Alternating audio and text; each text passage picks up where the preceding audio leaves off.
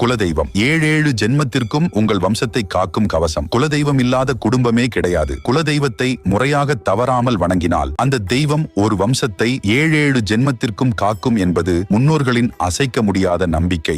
ஏழேழு ஜென்மம் என்பது 7 பெருக்கள் 7, அதாவது 49 ஜென்ம ஆண்டுகளை குறிக்கும். இதன் கூட்டுத்தொகை 13 ஆகும். தெய்வ கணக்குப்படி எந்த ஒரு வம்சமும் 13 தலைமுறைகளுக்கு மேல் நீடிக்காது என்றும் அந்த 13 தலைமுறைகளையும் குலதெய்வம் அரணாக நின்று பாதுகாக்கும் என்றும் நம்பப்படுகிறது. இதில் மிக முக்கியமான ஒரு விதி என்னவென்றால், ஒரு பெண் திருமணமானவுடன் புகுந்த வீட்டிற்கு செல்வதால் அவள் தனது கணவரின் குலதெய்வத்தையே தனது தெய்வமாக ஏற்க வேண்டும். குலதெய்வத்தை வழிபடாமல் இருப்பது என்பது நம்மை பெற்றெடுத்த பெற்றோரை மறப்பதற்கு சமமாகும். இது வம்சத்தை பல வகைகளில் பாதிக்கும் என்பதால் வருடத்தில் ஒரு முறையாவது குடும்பத்தோடு குலதெய்வ கோயிலுக்கு சென்று பொங்கல் வைத்து வழிபடுவது அவசியம். உங்கள் குலதெய்வம் யார் என்று தெரியவில்லை என்றால் கவலைப்படாதீர்கள். வெள்ளிக்கிழமை பிரம்ம முகூர்த்தத்தில் 5 முக விளக்கேற்றி சர்க்கரை